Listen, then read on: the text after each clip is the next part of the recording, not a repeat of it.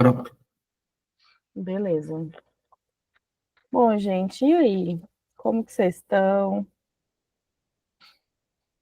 Sábado de manhã não é fácil, que eu sei, mas o que vocês que estão aqui hoje conseguiram ler o texto? Não conseguiram? Acharam alguma coisa do texto? O que que acharam? E aí? Hoje a gente tem bem menos gente, né? Aí fica até mais fácil de conversar. Luísa, Felipe, Davi, Dandara.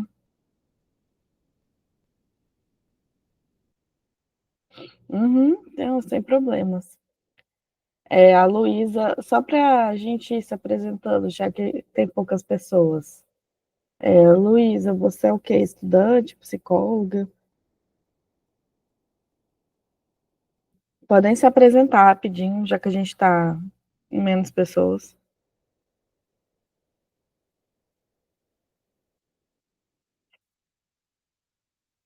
Felipe é psicólogo, estudante. Oi, gente, bom dia. Eu sou psicólogo, formei no final de 2023, na UF, e eu atuo como acompanhante terapêutico em escola. Também atuo como em psicologia clínica, né, numa clínica na minha cidade, que é em Vila Velha, no Espírito Santo. É mais infantil. Porém, também tenho atuado como online, atendimentos particulares online.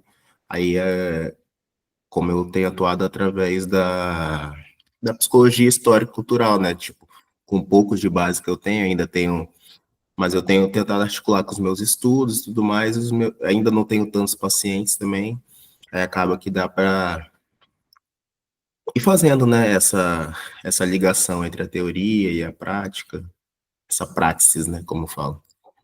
Uhum, legal. Davi? Bom dia, Rebeca. Bom dia, pessoal. Vocês me escutam? Uhum, Eu também sou psicólogo, também formado no final de 2023, e por enquanto eu atuo somente na clínica particular mesmo. legal. Dandara,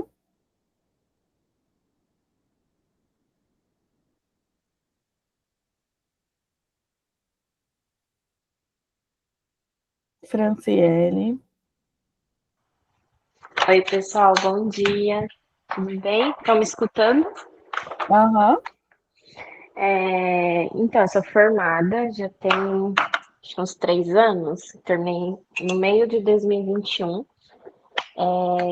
E aí depois eu fiz uma residência que eu concluí no começo do ano passado. E aí desde então eu sempre atuei, né, em órgãos públicos no SUS e no SUAS. E aí agora recentemente que eu tô me marcando apenas numa atuação clínica, né? E uhum, aí é isso que eu tenho feito, né? Buscado ainda mais aprofundar na THC, que é a abordagem que eu utilizo para poder fazer análise dos casos. E é isso. ah, legal, interessante. E Vitor, que então a maioria já até formou, né? Já está atuando mesmo. Vitor, Oi, gente, bom dia. oi. Eu sou psicólogo clínico também, trabalho com uma clínica hoje. Sou formado pela PUC, me formei em 2021, PUC São Paulo. Me formei em 2021 e, enfim, minha trajetória também é um pouco escola, trabalhei em escola e trabalhei num CAPS também, aqui em São Paulo, no estado de São Paulo. E agora estou como psicólogo clínico. E estou fazendo também uma residência no SEDES, que é voltada para a clínica, mas são as contribuições da reforma psiquiátrica e da luta antimanicomial para o fazer clínico, né? Tem um nome lá, enfim, todo certinho, que é enorme, inclusive, o nome do curso eu não gravei, mas é basicamente isso. Legal, legal.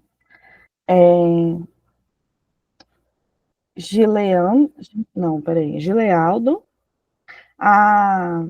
Está tomando café. E não, o que tu puder, só fala, a Dandara falou aqui, né, que ela trabalha no SUS e tal. O Gilealdo também, se quiser falar. O Wanderson e o Adonis, né? Mas assim, o Adonis eu conheço, mas só para vocês conhecerem também. Nem eu também. Ah, é verdade, o Gabriel. Esqueci do Gabriel, tadinho. É que ele tá escondido no PCM HD aqui. Tô disfarçado, camuflado. É, isso. Podem falar aí, gente. Eu posso me apresentar, então, deixa eu abrir minha câmera. Pode. Então, eu tô pela conta do coletivo, né? Não tô na minha conta pessoal, mas meu nome é Gabriel. Eu me formei colegial em fevereiro do ano passado. E mais ou menos a partir do meio do ano, depois que saiu o CRP, eu comecei a trabalhar como psicólogo clínico. É a minha única experiência como formada na psicologia clínica. Eu atendo online, pela PHC também. E esse ano eu comecei o mestrado. E junto com a Donis, com a Rebeca, a gente faz algumas atividades sobre clínica, né, na nossa abordagem. Então é isso. Legal.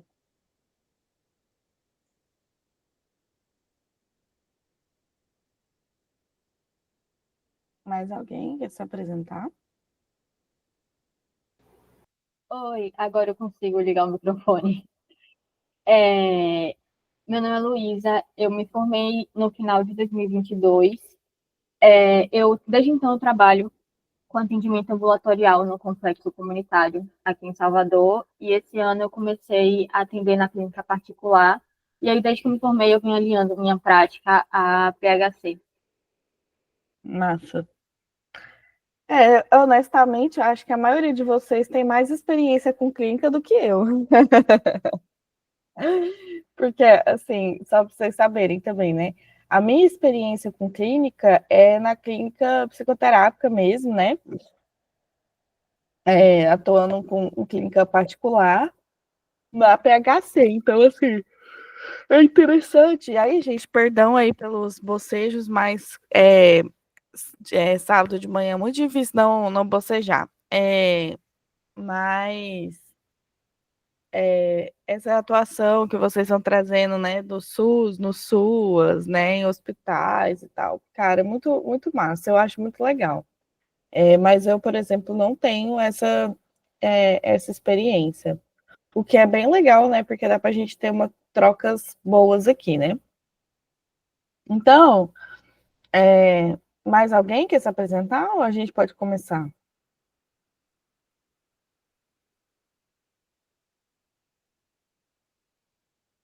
Não? Sim? Então, vamos lá. O texto que a gente está trabalhando, ele é um texto que, na minha opinião, ele tenta dar conta de muitas questões, né? E aí, por tentar dar conta de muitas questões, às vezes pode ser que ele passa por muitas coisas sem conseguir aprofundar tanto em todas elas. Mas para nossa discussão, eu acho que é o suficiente, que é só para a gente falar sobre isso, pensar sobre isso, ter uma reflexão sobre isso, né? A gente não vai aprofundar totalmente nessas questões, mas a gente pensar sobre elas, né? Refletir sobre elas é importante. Então, por exemplo, a primeira coisa que ele começa, né, o texto falando, é sobre como que a própria expansão das formas de atendimento, né, no SUS, no sistema, né, no SUS, no SUAS, e na rede pública do país, faz com que... Então, a Micarla, ela fez o slide, só que eu não tenho acesso, aí tem que esperar ela entrar. Deixa eu perguntar aqui para ela.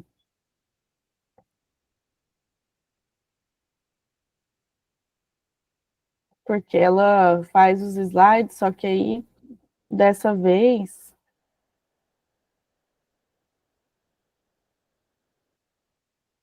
Eu não sei como que tá.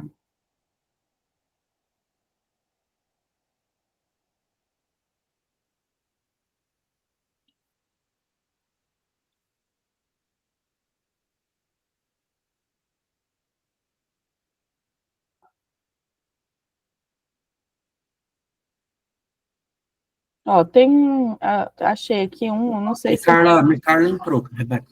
entrou. Acabou de entrar. Ah, beleza. Oi, Micaela. Oi, bom dia. Bom dia. Os slides são aqueles que você me mandou ou você mexeu neles? Eu fiquei na dúvida se eu podia apresentar. Pode sim, é aquele mesmo, tá? É aquele, né? Como a gente não chegou a conversar, eu fiquei na dúvida. Então, bora voltar aqui. Ó, pronto. Até porque, né, a Micarla tem uns slides incríveis, então é ótimo.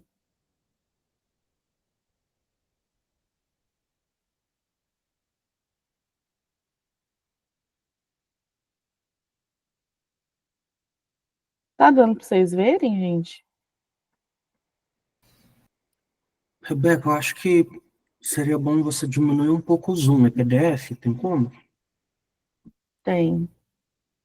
Porque ele tá ficando cortado. Não Vou, ten- aparece todo, né? vou tentar aqui, peraí. Você tira da tela cheia e acho que vai aparecer.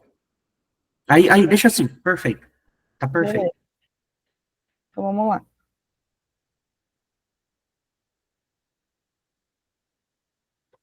Bom, nossa, gente, outra coisa, minha garganta tá péssima. Aí, assim, a garganta ruim, o tempo horroroso aqui em Goiânia, tempo horrível, muito seco. A gente vai tentando. Tá, então vamos lá. A primeira, agora sim, agora vai dar certo. É... Ixi, não. Por que que não tá dando certo? Tá vendo que tá cortando? Cortou. Em vez de você deixar em tela cheia, tira da tela cheia. Agora tá bom, ó. Aí, deixa assim. E diminui o zoom um pouquinho. Lá em cima. Mais um. Assim, né? Então vamos lá. Então, se a gente para pensar, né, já no começo do texto, ele vai justamente falar lá na introdução sobre como que existe uma ampliação dos serviços de saúde, e como que, ao mesmo tempo que existe essa ampliação, a formação de psicólogos é uma formação que foca no modelo biomédico, no modelo de clínica liberal, né? E como que, na verdade, muitas vezes a gente leva para o SUS, leva para o SUAS, né, modelos de saúde biomédicos e fica reproduzindo esses modelos de forma, né, naturalizante, histórica, né, e discute saúde mental, saúde coletiva, entre outras questões, fora do escopo de uma psicologia mais crítica, né? Então, nesse sentido, o objetivo do texto é justamente desvelar, tentar demonstrar de que maneira, né, que o modelo de produção capitalista, as suas contradições, né, elas vão se manifestar em formas de padrão, de desgaste, que vocês vão entender melhor o que é, utilizando, né, a dialética do singular, particular, universal, para entender essa produção do sofrimento psíquico, né, e superar essas explicações que sejam individualizantes, né, do sujeito. Então, como que a gente pode explicar essas raízes sociais do adoecimento psíquico? Como que a gente pode, né, demonstrar que o sofrimento psíquico tem uma raiz social, né? O que eu acho bastante importante, porque parem para pensar, a gente dizer que o sofrimento psíquico ele tem uma raiz social, não parece muito vago?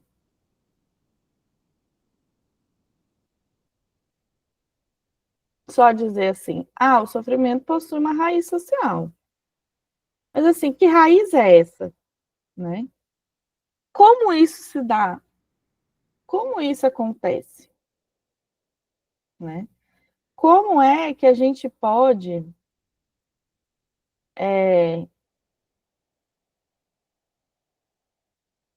determinar e chegar a uma forma específica de sofrimento psíquico?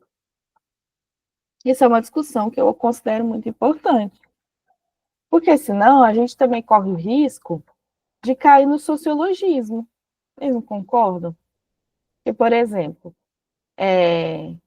vamos supor que a gente está tentando dizer assim, né, que algumas formas de sofrimento psíquico, elas têm a sua raiz social. E, portanto, a gente não pode naturalizar esse sofrimento e medicalizar, né, dar nome, colocar como transtorno aquilo que é social. Mas aí a gente também tem que ter cuidado, porque senão a gente cai numa outra seara, que é o quê?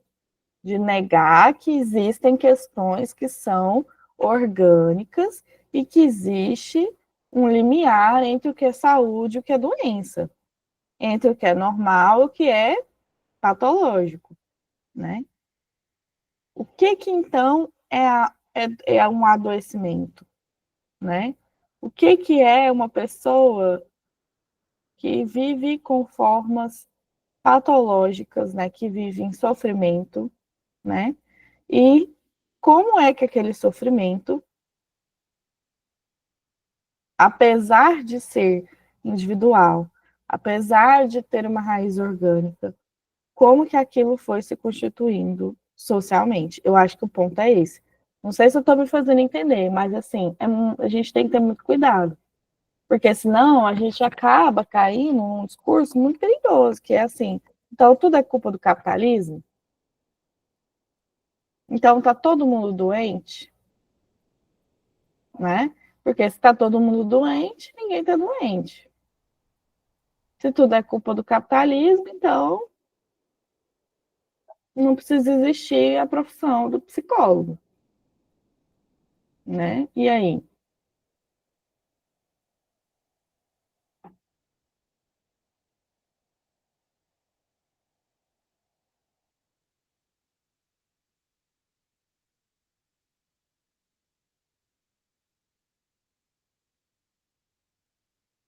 Vocês não acham nada, não?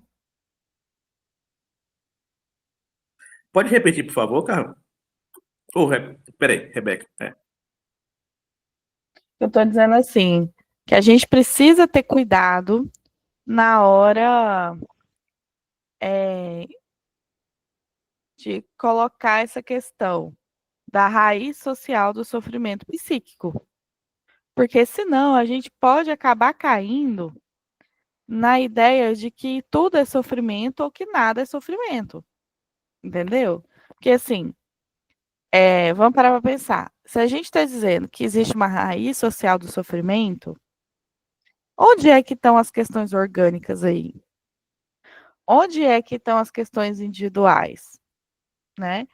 Como é que existe um limiar entre o que é saúde e o que é doença? Né? Aí é essa discussão que eu estou querendo colocar para vocês. Tipo, se vocês acham que se é muito complicada, né, esse limiar, porque a gente pode também cair no sociologismo, né? De achar que tudo são explicações sociais, que não existem questões de saúde, né? E, portanto, cair em explicações também rasas sobre a própria natureza do social.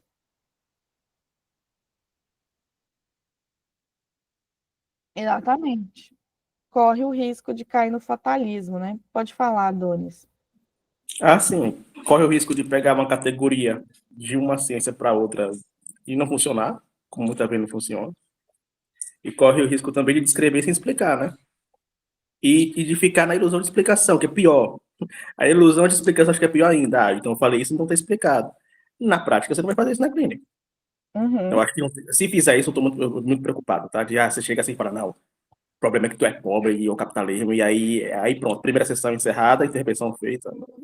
Acho que ninguém faz isso, né? Então, nem na prática assim funciona. É um risco, a gente tem que pensar muito bem sobre isso mesmo. Até porque eu sinto que tem uma galera que se conforma um pouco dando essas explicações.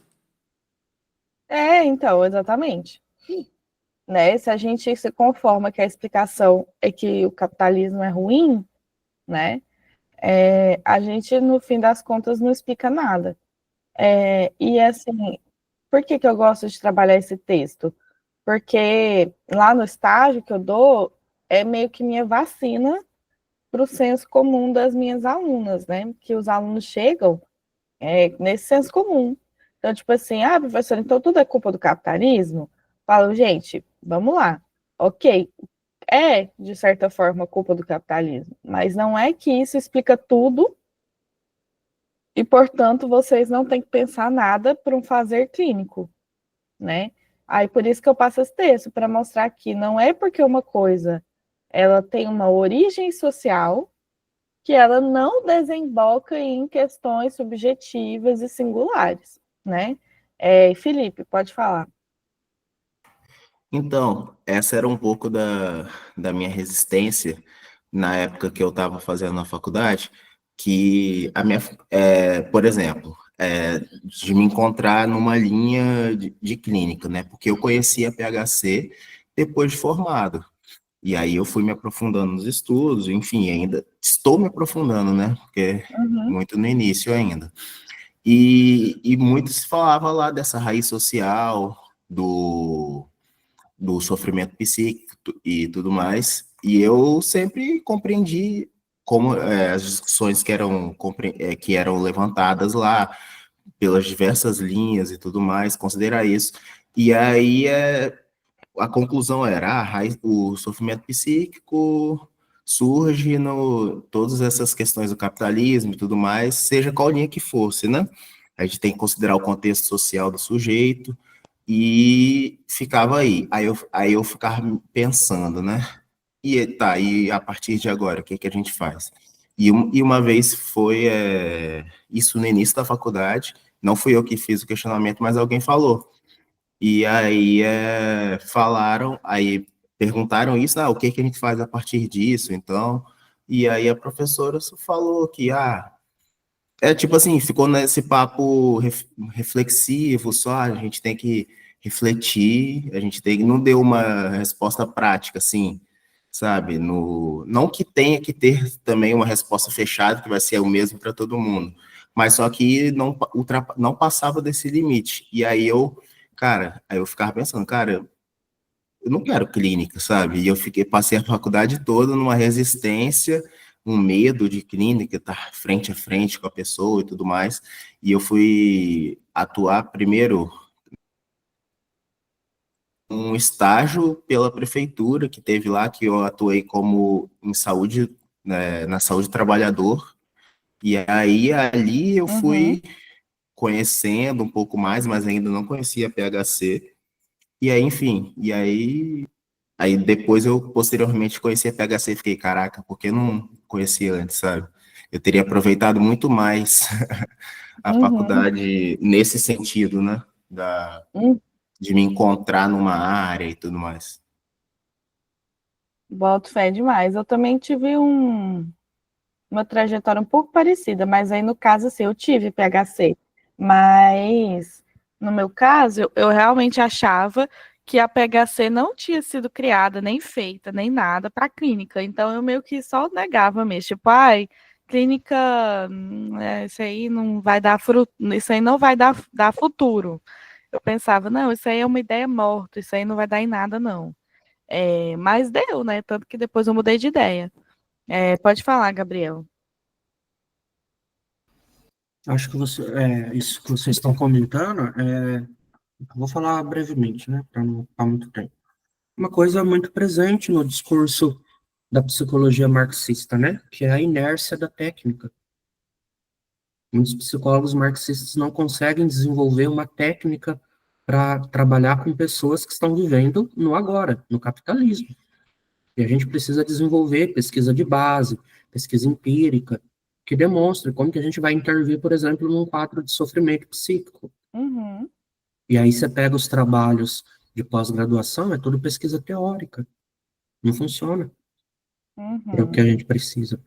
Eu tive muita PHC na graduação, não tinha nenhuma matéria de saúde sobre, nenhuma matéria de clínica, né?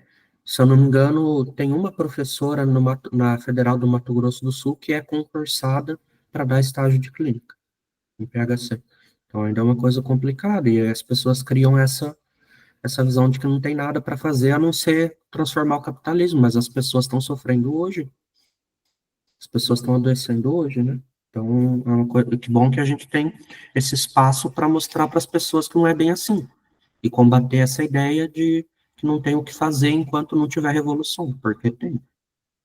Uhum. Exatamente. Então, na minha visão, falar sobre dialética singular, particular, universal, é uma forma, gente, da gente justamente tocar nessa ferida, né? É uma forma da gente tocar nessa ferida. Por quê? Porque isso obriga a gente a tentar dar explicações, né? Mais delineadas de como se dá esses processos, né? De formação da consciência, de formação do psiquismo e, portanto, do seu adoecimento. Aí vale ressaltar que o texto, ele ai, peraí, o que o Francisco está falando aqui? É,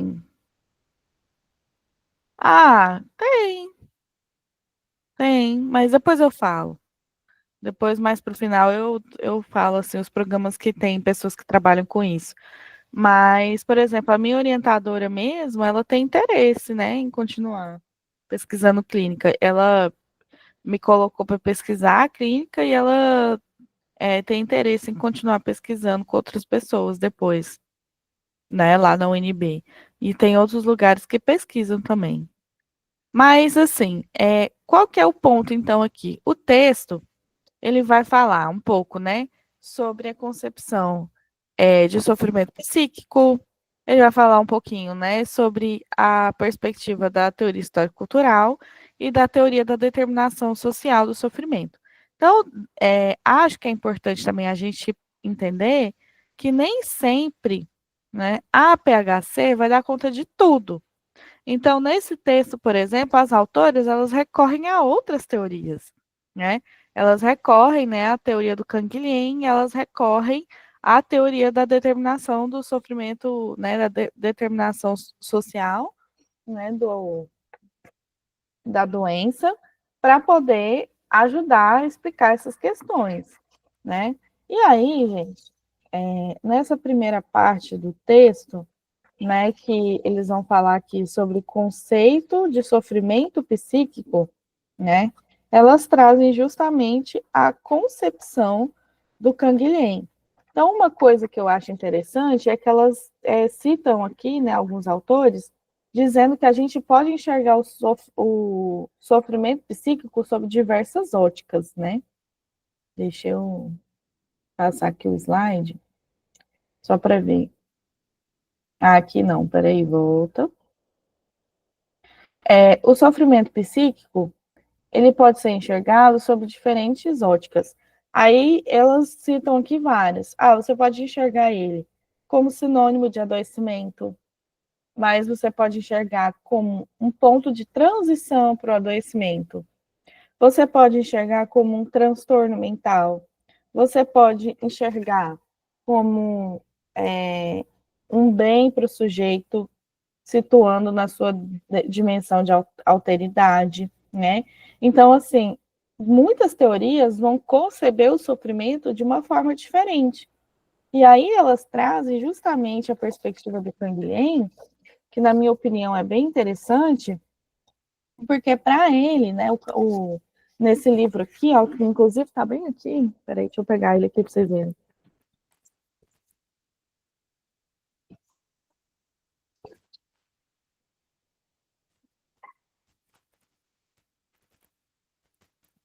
Nesse livro aqui, ó, o Normal e Patológico, vocês estão dando para ver? o normal e o patológico do Canguilhem, ele vai discutir justamente essa dimensão entre o que é normal e o que é patológico, né? E aí, o que as autoras trazem aqui do Canguilhem? Elas trazem a visão de que o limiar entre a saúde e a doença, ele não é um limiar quantitativo, ele é um limiar qualitativo. Então, o Canguilhem, ele não vai compreender que a saúde, ela é uma diferença simplesmente de ausência, tipo assim, a saúde não é ausência de doença. Saúde não é porque antes você tinha alguma coisa e agora você perdeu essa coisa, né? É justamente a forma de se viver, né? Quando você tem saúde, você existe de uma forma, você tem uma forma de se viver e de uma qualidade específica. E quando você está, né, nesse âmbito da patologia, você tem uma outra forma de se viver, né, que é patológica. Aí ele fala, né, o sofrimento, por sua vez, é compreendido como um estado em que esse esforço por unidade e coerência se encontra diante de obstáculos em que as mediações não são efetivas na preservação da unidade e que levam a pessoa a uma estagnação e a percepção ou sentimento de uma iminência de decomposição.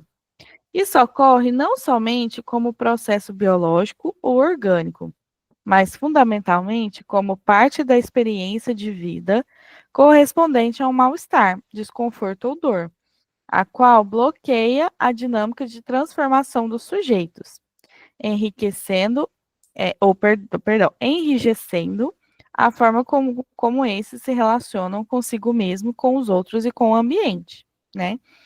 Então, se vocês notarem, para o Canguilhem, adoecimento é uma forma da gente, na verdade, perder as nossas formas de agir sobre a realidade, né? Eu tive um orientador que trabalhava com Canguilhem e ele falava muito sobre essa perspectiva do Canguilhem, que ele dizia assim, ó, um sujeito saudável é um sujeito que consegue agir sobre o mundo, né? Que para o Canguilhem, ele não achava que quando a gente é saudável, a gente está adaptado a uma realidade, né? Que muito pelo contrário. Quando a gente é saudável, é a gente que adapta a realidade. É a gente que adapta a realidade. Não é o contrário, não é assim. Eu sou saudável porque eu me adaptei. Eu estou saudável porque eu consigo adaptar a realidade aos meus meios de vida, às minhas formas de viver. Fica claro isso para vocês?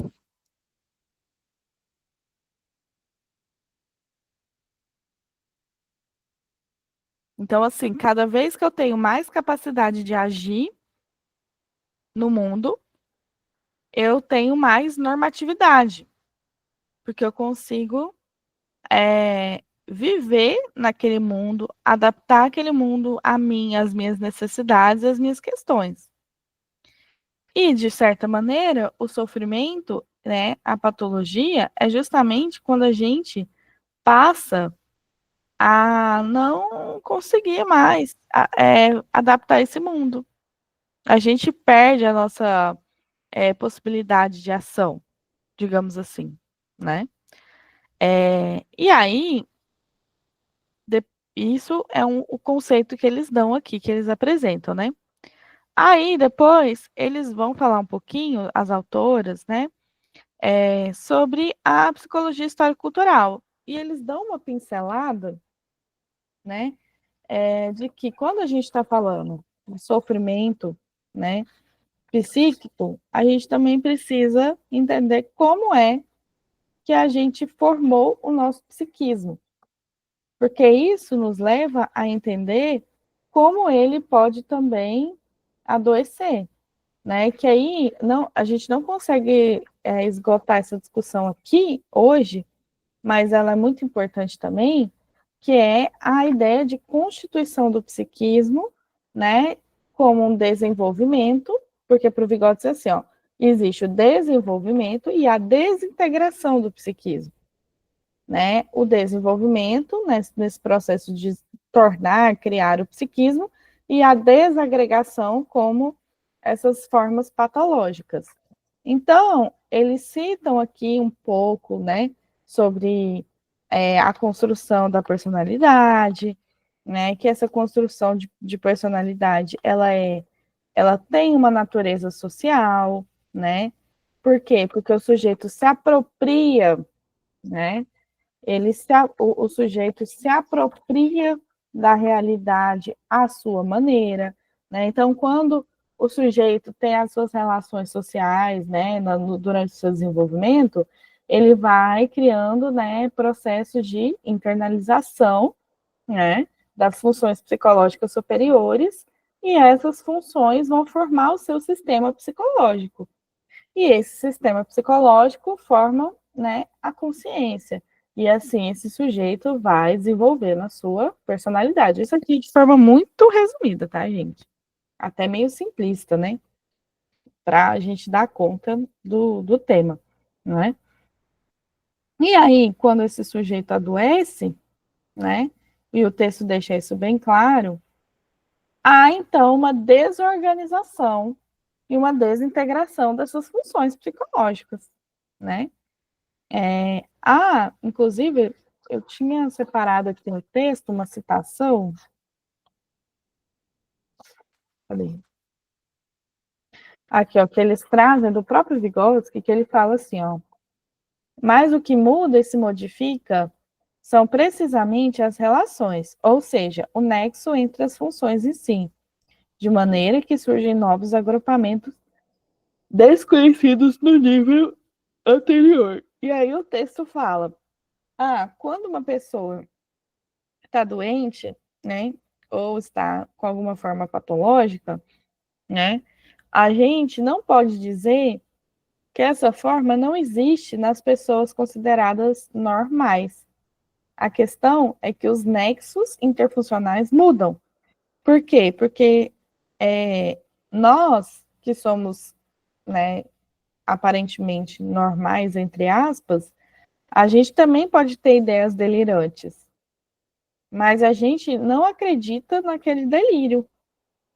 E, portanto, o delírio cumpre uma função diferente na nossa personalidade, né?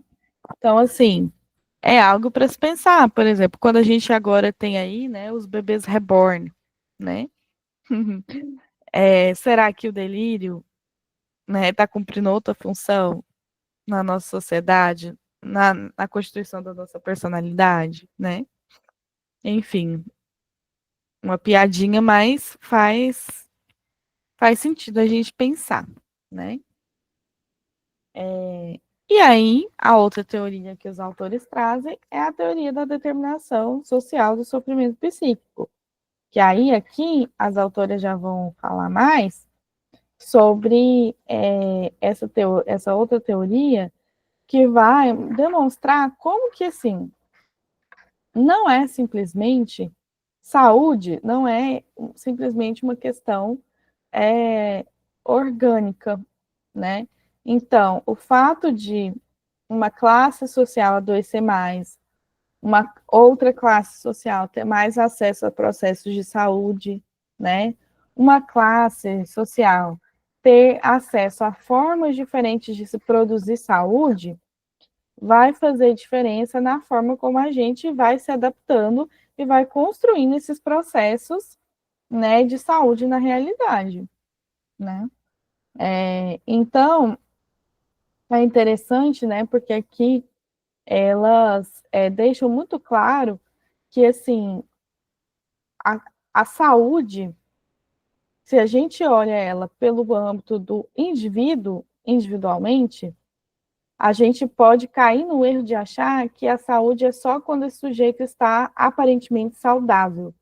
Mas se a gente amplia a nossa lente, a gente percebe que para aquele sujeito estar saudável, uma série de variáveis, uma série de questões contextuais precisam estar acontecendo para que aquele sujeito esteja saudável. E é isso que eu acho que é a grande questão que essa teoria traz, de tentar demonstrar essas variáveis que estão por trás do que a gente está chamando de um ser saudável, né? Aí, para fazer essa introdução, depois eles entram aqui na questão da dialética singular, particular, universal, né? Aí aqui, ixi, ó, ficou trocado, amiga. Ficou trocado. Olha só, gente, vamos lá. É o contrário, vocês estão percebendo? A expressão individual seria aqui, ó, o singular, e as leis gerais do capitalismo seriam o universal. Beleza? Deu para entender, né? Então vamos lá. Aí o texto vai dizer, bom, então para isso a gente precisa pensar dessa dialética singular, particular, universal. E aí, de forma, né, aqui resumida, como que a gente poderia dividir essas questões? Primeiro, essas questões, elas não são objetivamente divididas na realidade. Ou seja, quando você olha para um sujeito, não é como se a gente pudesse colocar em caixinhas o que é singular, o que é particular e o que é universal. Muito pelo contrário, essas as dimensões aqui, elas estão atravessadas na constituição do sujeito. Mas a gente desdobrar elas e tentar analisar é importante para a gente conseguir entender dentro da dinâmica do sujeito, da dinâmica da personalidade do sujeito, né, como que esse sofrimento está atravessando ele. Então, o universal, né, os autores estão trazendo aqui as questões universais como sendo as leis gerais de um sistema que a gente vive. Falando em termos marxianos, a gente poderia falar de uma infraestrutura, né? Então, assim, o que é que faz a gente viver no capitalismo, né? O nosso modo de produção, nosso modelo, né, de produção, e todas as implicações que isso envolve, né? Então, hoje a gente vive num modelo de capitalismo tardio, em que as formas, né, já existe inclusive pessoas que consideram que a gente vive o capitalismo de plataformas, né, em que existe uma agudização da flexibilização do trabalho, das formas de pejotização, da perca dos direitos dos trabalhadores, né, de novas, inclusive novas formas de se pensar o dinheiro com essas criptomoedas, né? Então, assim, quando a gente fala de uma dimensão universal, a gente está falando dessas condições materiais, socioeconômicas, que a gente está determinado, né? Então, assim, não tem como eu, Rebeca, me constituir enquanto sujeito, né, fora desse modelo de sociedade, por uma razão muito simples. Eu não vivo em outro modelo de sociedade. Para eu me constituir de uma forma diferente, eu teria que ter nascido em outro tempo histórico, né? Aí, na dimensão particular, aí a gente já tem digamos assim, a gente tem um recorte daquele contexto social mais, como que eu posso dizer a palavra? Um recorte social mais específico da vida daquele sujeito, né?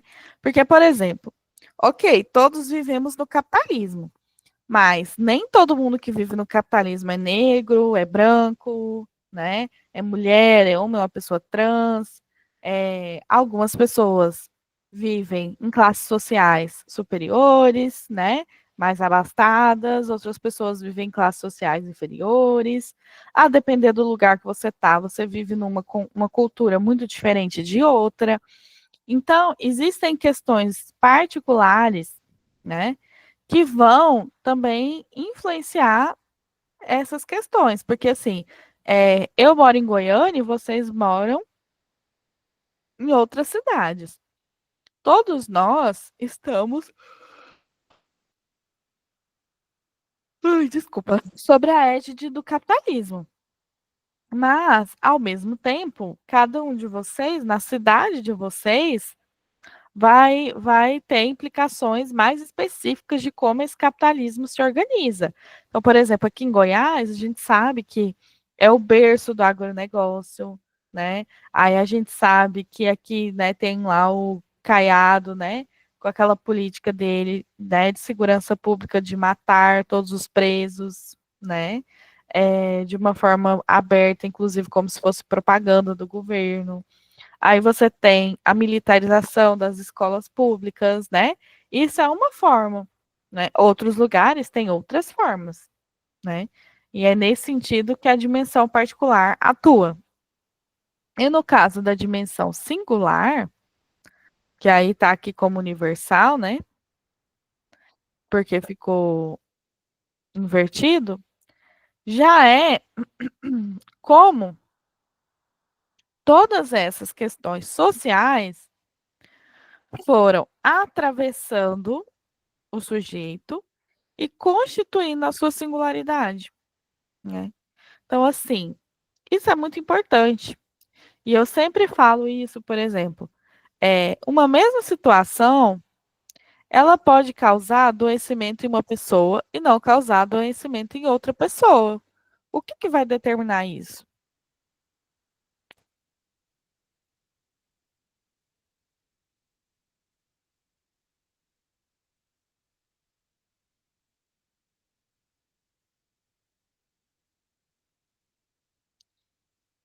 Por exemplo, o que que faz com que uma pessoa entre num trabalho e aí lá nesse trabalho dela ela começa a, enfim, viver, digamos assim, né? A sua vida em prol daquele trabalho e o chefe é muito pressionador. Aí esse chefe pressionador pede para ela fazer muita coisa, aí ela faz muita coisa, aí ela trabalha final de semana, trabalha feriado, começa a dormir mal, começa a comer mal, começa a pensar o tempo todo no trabalho, passa alguns dias, alguns meses, essa pessoa está doente. Já a outra pessoa, né, tá lá naquela empresa há anos e tá ótima, não tá doente não, né? O que que faz uma pessoa ter adoecido e a outra não, né? Eu acho que, entre aspas, né, o mistério tá justamente nisso, né? Tá na gente pensar essa questão aqui, né? Esses atravessamentos aqui. Por quê, gente? Porque as vivências da pessoa, a constituição da personalidade dela, né? As questões que ela traz durante a vida dela podem, né, influenciar na forma como ela vai o quê? É igual eu expliquei para vocês, criar os meios de vida dela. Então, como as pessoas estão criando as suas formas de viver, né? Quanto mais capacidade, potência de ação a gente tem, mais a gente transforma a realidade. Então, por exemplo, né? A pessoa que não tá doente, aí você vai conversar com ela, aí a pessoa, assim, eu tô criando uma situação hipotética, né? Mas aí você vai conversar com essa pessoa, ela fala: "Ah, eu tô aqui nessa empresa há muitos anos porque eu aprendi a lidar com todo mundo. Eu aprendi a lidar com o meu chefe. Eu sei que quando ele faz isso eu tenho que cortar ele. Eu sei que quando ele propõe tal coisa, eu falo não. Ah, eu parei de fazer isso, eu não fico mais fazendo hora extra, eu respeito os meus limites, tal, né? Então, assim, você vai ver que a pessoa criou formas de agir sobre a realidade e que isso, de alguma maneira, né, manteve ela dentro disso que a gente está chamando de normalidade, né? Então, né, se a gente olha aqui, né, esse caso aqui fictício que eu acabei de criar, a gente vê que existe uma dimensão da saúde coletiva, né, que a gente precisa olhar, porque é esse ponto, se não é uma questão individual, então por que que pessoas adoecem e outras não, né? E ao mesmo tempo é uma questão individual, porque quando você vai olhar o processo de constituição dessa personalidade, dessa pessoa, vão ter coisas específicas que podem fazer essa pessoa adoecer ou não, né? Então, por exemplo, uma coisa, isso aí falando de mim mesmo, uma coisa que eu já percebi, eu não, isso em terapia, inclusive, é que eu não consigo trabalhar em ambiente que eu não tenho liberdade, né? Criativa. Isso é uma coisa muito importante, porque hoje em dia eu já tento escolher trabalhos, escolher coisas para eu fazer, né?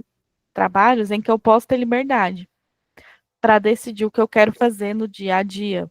Porque trabalhos em que as coisas são muito colocadas como tarefas, faça isso, faça aquilo, faça outra coisa, né? Isso me adoece. Então, claro, né, eu consigo ter a liberdade para tomar essas decisões, que aí já entra numa outra dimensão, que a gente vai falar daqui a pouco, né? Então, essas duas questões que eu estou colocando aqui para vocês levam, então, a gente conseguir entender, né, esse fenômeno, né, que é o sofrimento psíquico, né, que é um ponto justamente de intersecção, né, entre esses aspectos que são sociais, mas que ao mesmo tempo são individuais. Aí, o texto, ele traz o caso Evandro, né? Então, vamos lá. Eu queria discutir com vocês o caso Evandro e depois que é o que eles trazem no texto, mas também depois falar um pouquinho de outros casos, né? Vamos ver se vai dar tempo, né? A demanda apresentada à psicóloga da equipe de saúde de Evandro, um pai de família de 41 anos que apresentava uso abusivo de álcool há mais de 5 anos, percebido como uma situação crônica de saúde. Evandro morava com a esposa Naila, de 40 anos, e os 7 filhos, com idades entre 8 e 21 anos, em um barraco de 2 cômodos em uma favela de uma grande cidade. Evandro era negro, pobre, semi-analfabeto e sem formação profissional. A renda da família provinha da atividade como catador de recicláveis, na qual todos se envolviam. Naila passava por um processo de sofrimento identificado pela equipe de saúde como depressão. E os filhos padeciam de verminoses, dermatites, desnutrição, déficits de desenvolvimento cognitivo motor. Então, assim, eles apresentam aqui esse caso e vão discutir, né? Como que a gente sai da aparência aqui? Como que a gente chega à essência desse sofrimento psíquico desse sujeito, né, desse homem? O que que tem nessa história de vida, né, que é singular, que é particular, que é universal, né? E aí, a gente só consegue fazer isso se a gente entende a situação do Evandro, e essa a gente entende o drama subjetivo que o Evandro estava vivendo na vida dele. Porque como ele era um homem que fazia uso de álcool, né?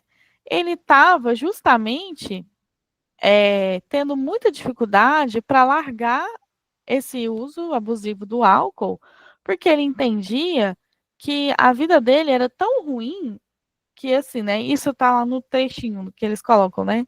Que assim, o álcool era uma forma dele fugir dessa realidade, né?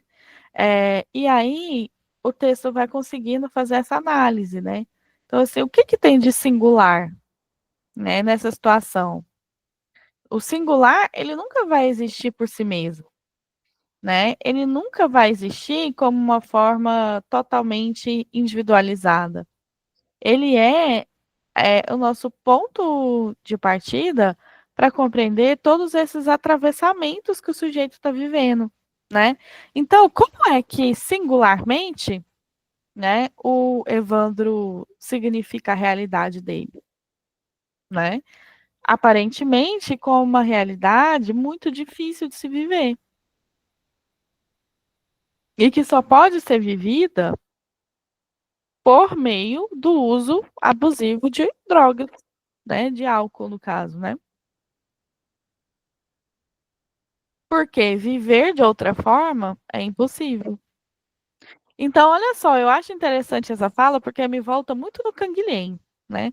Estou falando muito mais do Canguilhem do que do Vygotsky, porque eu gosto também muito do Canguilhem. Que é justamente esse o ponto, né? Ele tinha uma norma para viver, né? Só que essa norma não tá colocando ele em ação sobre o mundo. Tá colocando ele numa estagnação diante do mundo, né? O alcoolismo faz com que ele fique estagnado naquela realidade que ele está vivendo, né? Só que essa realidade, ela é muito complicada, né? Por causa de todas essas determinações que a gente vê no caso. Então, a família muito pobre, né? Uma família com muita situação de vulnerabilidade social, né?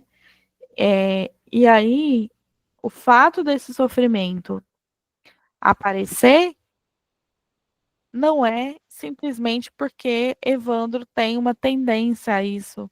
Não é porque o Evandro nasceu com um desejo, né, de uma pulsão. Não é porque ele selecionou este comportamento. Enfim, né? As outras teorias vão dar outras explicações, né? Mas o que eu quero demonstrar aqui né, que isso aconteceu porque existe determinações sociais, né, históricas, que atravessam esse sujeito de modo que ele chegou a essa forma de viver. Tá dando para entender, gente? Vocês ficam tudo calado.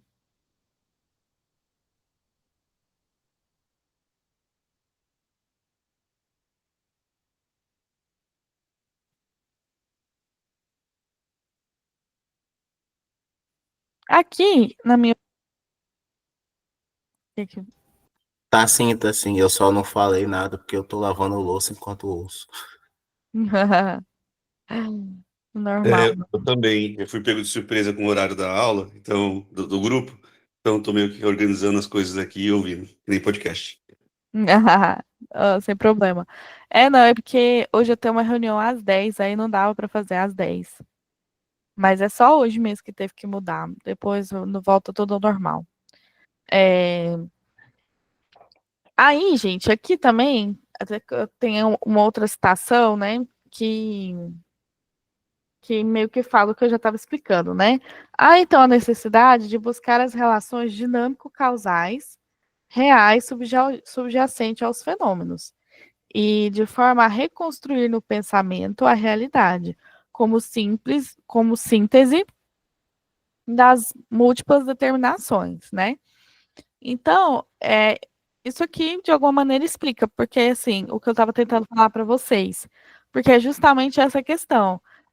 Quando a gente olha para o sofrimento do Evandro, que é um sofrimento concreto, um sofrimento de eu não sei o que fazer, eu não vejo como viver, uai, por mim, sim, mas eu acho que a Micarla posta, não posta?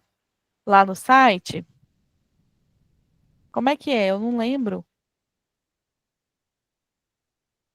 Gosto sim, daqui a uma semana no máximo tá disponível. Eu É. aviso no Uhum. Aí depois também a gente posta essa aula aqui lá no YouTube. Que inclusive essa aula eu tô horrorosa.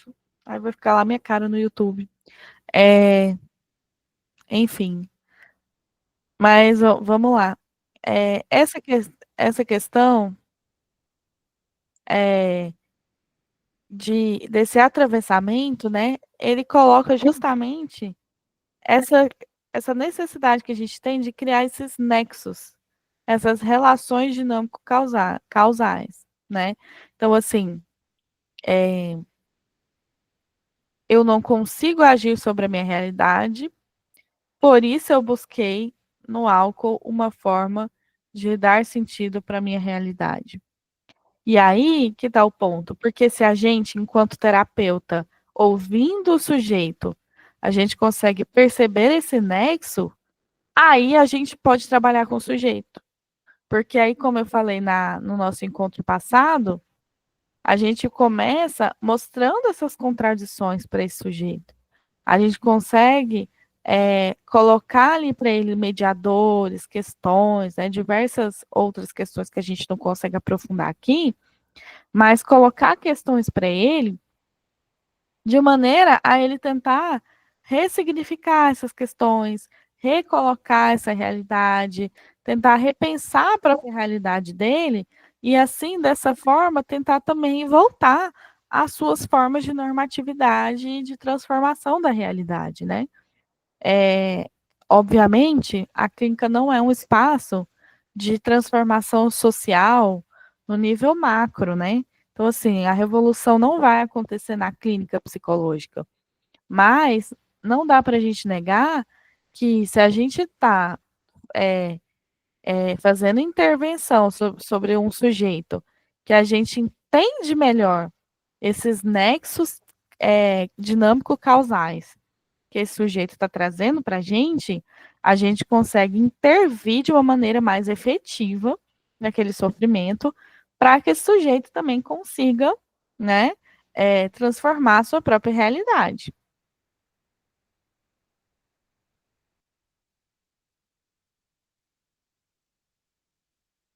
E aí, gente, na dimensão particular, a gente.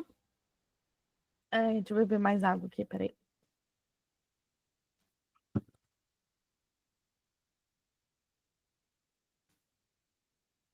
Na dimensão particular, aí a gente já começa a perceber, né, que aquele sofrimento, né, aqui do Evandro, da bebida e tudo mais, tem tudo a ver, né, com esses processos de desgaste que ele está sofrendo na realidade dele.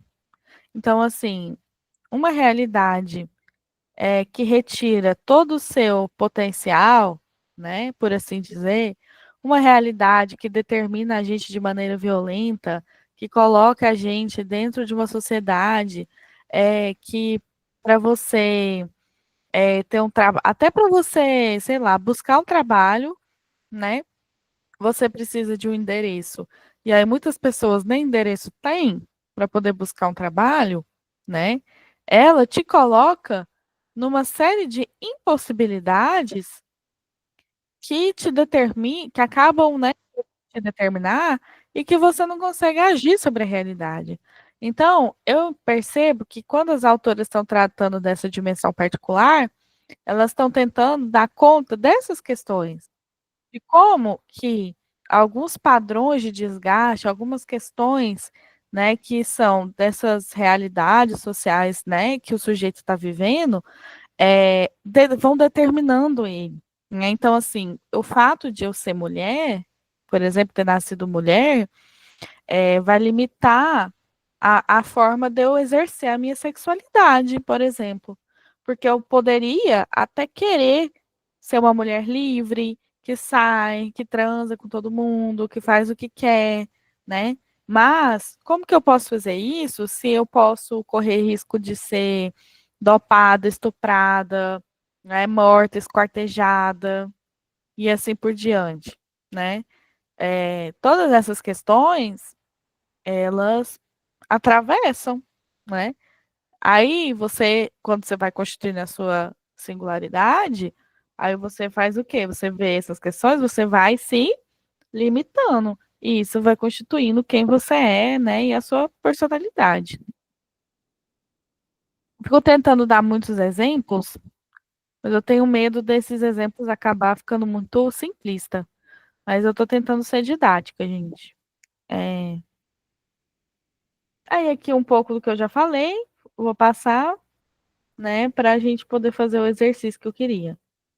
E aqui no âmbito da universalidade, né, a gente volta para a questão, né, do sistema. Então, assim, por que é que, né, eu, como mulher, posso sofrer violências numa particularidade? Porque eu vivo dentro de um sistema que é o quê? Patriarcal, né? Então, o patriarcado está no âmbito da universalidade, né? O sistema capitalista, as nossas infraestruturas, as nossas instituições sociais e tudo mais. Todas essas questões, elas são essa universalidade sobre o qual nós estamos determinados, né? Só que tudo isso vai nos atravessando, né? De modo a chegar lá nas formas subjetivas de sofrimento dos sujeitos. Aí, gente, resumindo, né? Nós temos o capitalismo, né, na sua forma de exploração, desigualdade e alienação. Nós temos a dimensão particular, pensando, né, uma classe trabalhadora, uma forma de gênero, de raça, um território, né? E nós temos o Evandro como esse homem que, atravessado por tudo isso, né, cria a sua própria forma de viver, que é bebendo para aliviar essa dor do que ele está passando, né? Ai, peraí. Aí aqui a gente tem mais dados, né, do próprio Evandro, que eu já também falei, né, que é a questão do alcoolismo e tudo mais, né? E aí depois a gente tem as intervenções. Eu estou passando rápido para a gente poder fazer o exercício que eu quero. E aí a gente tem as intervenções que a gente vai fazer, que eles vão fazendo lá com o Evandro, né? E vão delimitando essas questões. Então, por exemplo, isso é um exercício, gente, que é importante fazer na clínica, né? Muito mais para você do que necessariamente para o paciente. Às vezes isso não vai aparecer para o paciente de maneira tão clara, mas você pode fazer isso para você sistematizar o seu caso. Então, por exemplo, né, você pode, qual que é a classe que ele faz parte? Qual é o trabalho que ele exerce, né? Qual é o gênero dele, né? Qual que é a raça dele? É um homem negro, né? Quais são os estereótipos que frequentemente estão associados a isso? Qual que é o território que ele vive? Qual que é o serviço de saúde que ele acessa, né? Qual o padrão de desgaste que ele está submetido, né? Todas essas questões vocês podem ir mapeando. Isso pode te ajudar a entender esses atravessamentos, né? Porque, por exemplo, como eu já tinha dito antes, você pode ter pessoas que são catadoras também, e o padrão de desgaste ser outro. Você pode ter pessoas que são homens negros, mas que eles estão adoecidos de outra maneira, né? De uma forma lúdica, é quase como se isso aqui fosse um quebra-cabeça que a gente vai montando e a gente vai tentando entender os nexos entre uma coisa e outra, onde que uma coisinha encaixa na outra, formando um todo, que é esse sujeito.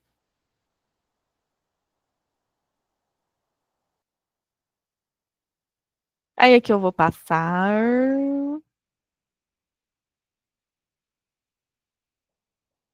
Aí, olha só, isso aqui é muito, muito importante, porque aí a gente consegue chegar a conclusões que não são simplistas. Por quê? Né? Porque o singular, né, que no caso se apresentava ali como alcoolismo, não é só a culpa do indivíduo, mas um resultado dessas mediações sociais que ele foi construído dentro de um sistema opressor, né? Então, fazer a crítica ao capitalismo, ela é essencial para entender o sofrimento como um processo coletivo e não individual. Mas isso é diferente da gente só dizer que tudo é culpa do capitalismo, né? Por quê? Porque a gente precisa reconhecer essa dimensão social, né? Mas intervir também sobre essas questões. Então, a gente tem que intervir no sintoma, mas ir além do sintoma, pensando as próprias causas estruturais desse sofrimento, né?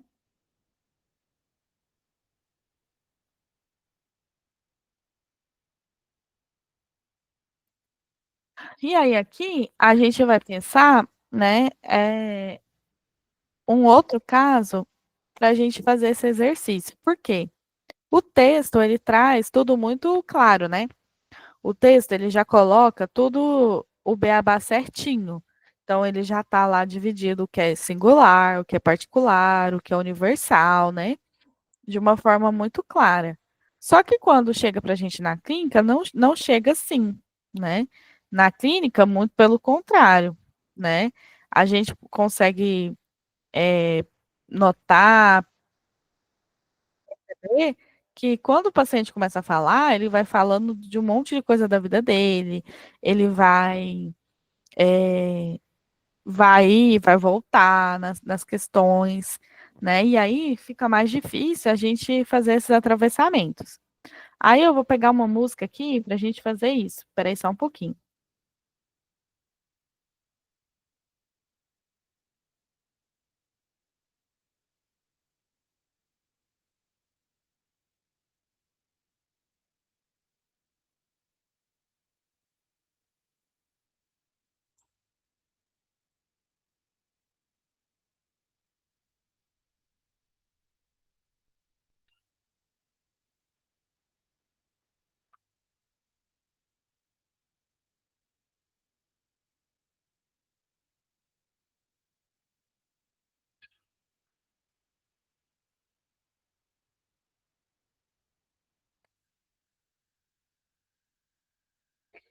Qual que é a ideia? É a gente assistir esse clipe, né, de uma música. É uma música que é uma história de vida, né, que a pessoa está contando. É a história de vida dela, né, no caso, o cantor aqui, né, falando sobre a sua própria história de vida. E aí o ponto é justamente assim, olhar para o que ele está, porque ele está colocando aqui, né, para as coisas que ele vai trazer sobre a sua própria vida, e a gente tentar indicar depois o que disso é singular, particular e universal, né? Esses atravessamentos. E aí, gente, eu até falei para Micarla, eu falei, Micarla, não queria passar esse clipe, porque esse clipe eu acho ele muito sensível, aí me dá vontade de chorar e tal. Mas aí eu falei, não, eu vou dar conta sim, porque assim, toda vez que eu assisto esse clipe eu choro. Mas hoje eu não vou chorar, eu vou dar conta, porque eu acho ele muito lindo, aí eu fico emocionada toda vez. Aí a gente vai fazendo esse exercício.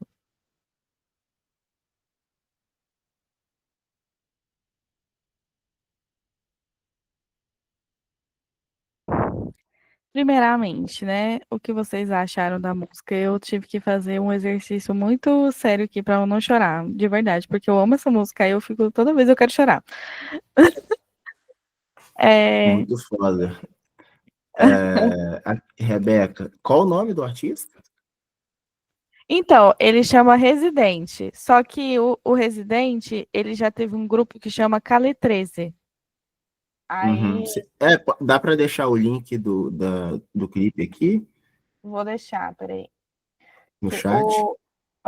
Ele é ótimo, gente. Escutem as outras músicas. Nossa, gostei muito. E também é porque, tipo assim, eu gosto muito de hip hop, né? Uhum. Mas eu ouço mais o brasileiro mesmo. E aí, e aí eu tento fazer uma articulação muito grande também com a, com a minha atuação, né? Até, por exemplo, eu também atuo num projeto de pesquisa na Universidade Estadual, na UENF. o projeto de pesquisa é saúde mental na universidade. E aí a gente discute, né, sobre essa questão dos espaços. Aí não é só a saúde mental da UENF, é de todas as universidades lá da cidade de interior do Rio, em Campos, né? E eu tenho tentado, assim, junto com um amigo meu, que ele é rapper e tal, promover um evento para discutir saúde mental, mas fora o que já é discutido assim nas redes sociais, normalmente, daquele jeito muito raso e tudo mais, mas promover como um evento, articulando hip hop, saúde mental, os Uhum, contextos, porque dentro das universidades existem diferentes tipos de pessoas, né, de contexto. Até pessoas que uhum, estão, às vezes, numa classe social parecida, mas mesmo uhum, assim estão em contextos diferentes, né? uhum, E aí isso me chamou muita atenção nesse clipe também. uhum. Falei demais, eu acho. Não, é isso mesmo. Quero que vocês falem, né? Por exemplo, Uhum. quando vocês assistam o clipe, eu acho esse clipe muito sensível. Então, assim, por exemplo, quando vocês assistem ele contando a história dele, não dá para perceber assim o singular, o particular e o universal, assim, tipo, a história que ele está contando sobre ele mesmo, sobre como que ele vivia com a família dele, né? E como que eles passavam dificuldade, mas aí, quando ele olha para a vida dele hoje, ele quer voltar para aquele lugar, porque aquele lugar é um lugar de memória, é um lugar. Ah, eu vou chorar. É um lugar de memória, é um lugar de cultura, né? Eu acho que aquela parte do clipe que mostra a mesa redonda, né? Que ele fala assim: a gente passava dificuldade, mas a nossa mesa era redonda, né? Então ele está falando o quê, gente? De como que ele se constituiu enquanto um sujeito em que ele aprendeu que compartilhar as coisas era importante. Não se tinha muito, mas se compartilhava, né? E aí, em contraposição, ele segue falando, e hoje? O que eu tenho na minha vida, né? Eu tenho clipes, eu tenho Grammys, né? Eu tenho dinheiro, mas parece que cantar, né? Fazer rap, né? Que no caso ele é um rapper, né? Fazer rap não é mais o que me faz viver, mas é o que me faz o quê? Adoecer. Por quê? Porque ele está atravessado por um monte de questões. Que questões são essas? São questões sociais. Então, você faz o rap para você existir como resistência, mas chega um ponto que o rap deixa de ser resistência para ser sua forma de ganhar dinheiro, e aí essa forma de ganhar dinheiro te expropria de quem você é, e aí você quer voltar para aquilo que você era antes, porque apesar das dificuldades, né, que existiam ali, você podia ser você mesmo, né? Então, eu, de um modo geral, por exemplo, eu faço. O Djonga fala mesmo. O, o último CD, ou o último CD, cara, revelei minha idade agora. O último disco dele fala muito sobre isso, é verdade. Eu gosto do Djonga também. Apesar de que eu não sou uma pessoa que ouve muito rap, não, mas eu gosto do Resident, eu gosto do Djonga, eu gosto do Criolo e tal. Que mais? Assim, eu faço uma análise mais ou menos por aí, mas eu queria ouvir também a análise de vocês, para saber, assim, né, o que vocês compreendem, assim, do clipe, assim, o que tem ali de singular, o que tem de universal, o que tem de particular, porque essas coisas, elas estão intricadas. Então, se a gente tenta analisar de forma muito mecânica, a gente pode cair num erro, né? O importante é a gente tentar demonstrar esses atravessamentos, sabe?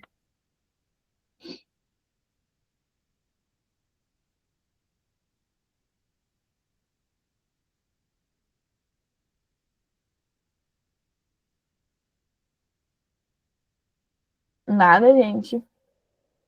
Meu, para mim tá muito forte, assim, o lance de como a arte, né, como a música ajuda a gente a elaborar muita coisa que no racional às vezes não vai. E aí tá muito fresco que ontem teve a passeata da luta antimanicomial aqui em São Paulo, né? Não sei se foi nacional, mas enfim, aqui em São Paulo teve. E aí eu encontrei uma amiga que também atua na rede. E aí, né, quando quem tá na proteção especial, no CAPS, todo mundo aqui sabe que são os casos mais, costumam ser os casos mais complexos.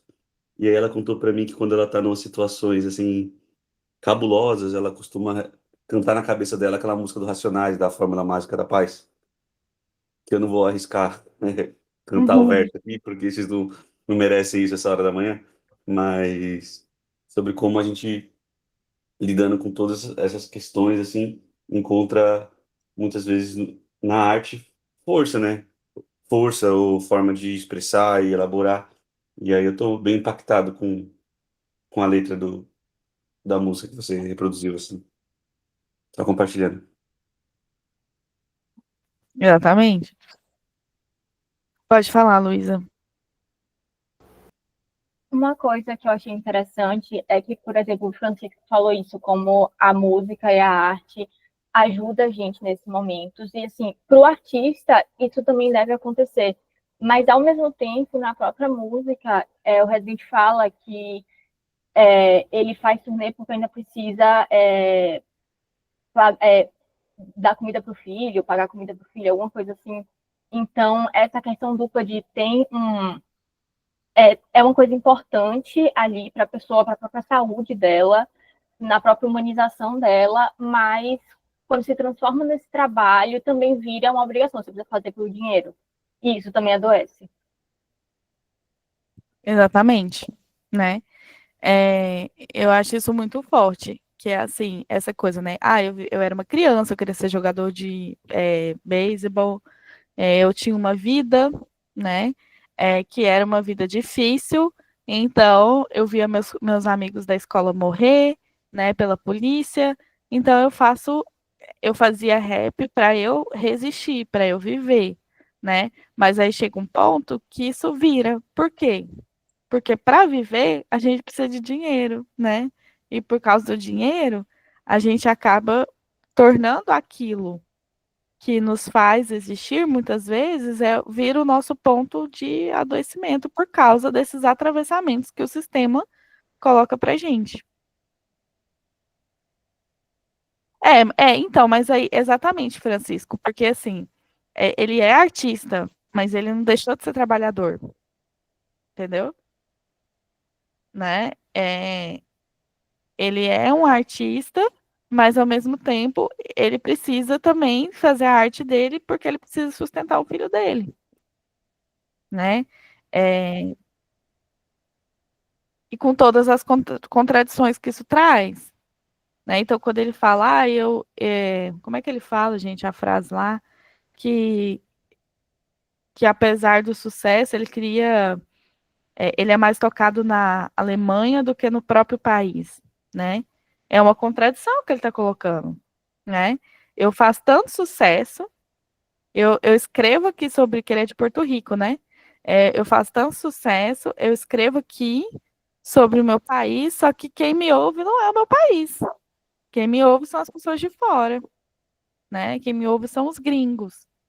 Então, ele está colocando todas essas contradições da própria vida dele, né? Que vão mostrando esses contrapontos, mostrando esses atravessamentos. E eu acho que é por isso que o clipe é forte, né? Porque mostra como que, inclusive naquele comecinho, né, que fala, né, da brincadeira, né? Renê, eu vou te ensinar desse jeito aqui, né? Cabeça, rodilha, muda de cadeira, né? E começa a musiquinha. Como que algumas questões nos marcam, como que algumas questões podem nos fazer querer voltar para um lugar seguro, né? Que eu entendo, a minha interpretação é essa. Quando ele coloca essa musiquinha de fundo, é isso. Eu queria voltar para um lugar seguro, que era a minha família latina, minha família que tem uma cultura específica, né? Mas, ao mesmo tempo, eu não posso fazer isso. Por quê? Porque apesar de tudo isso, apesar dessa cultura, há questões maiores sobre a gente, há questões que a gente precisa responder, né?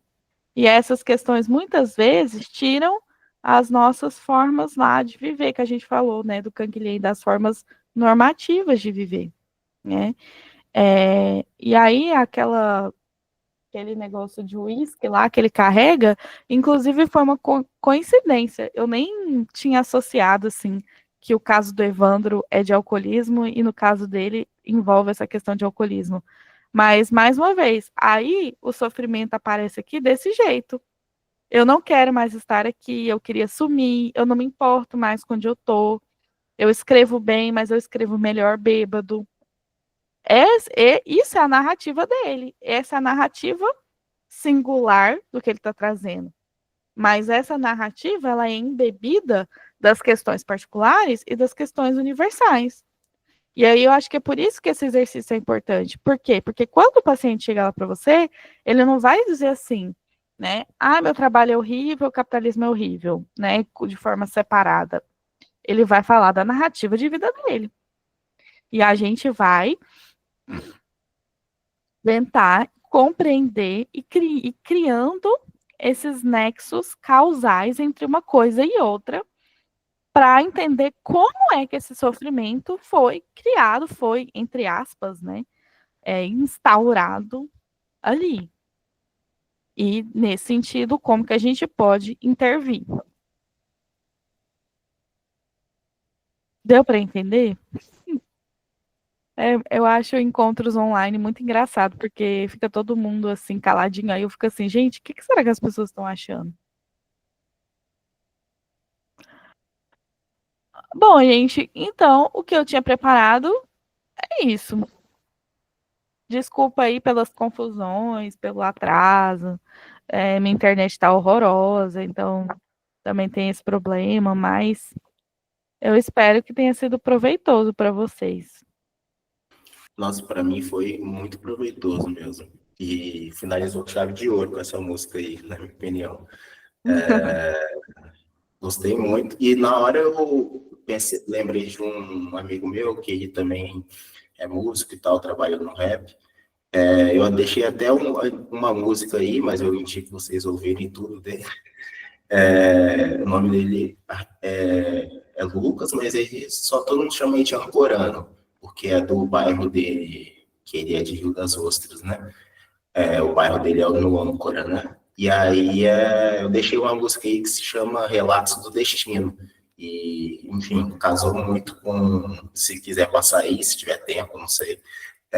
Mas se não tiver tempo e vocês quiserem ouvir aí em casa e tudo mais, eu indico muito. Eu salvei aqui para ouvir. Se vocês quiserem continuar, tudo bem. Eu preciso sair, porque eu tenho uma reunião agora, né? Às 10. Mas manda também lá no grupo do PCMHD que a gente ouve, né? A gente pode trocar musiquinhas também. Eu gosto muito de ouvir música, então, por mim, eu ficava fazendo só isso o dia todo.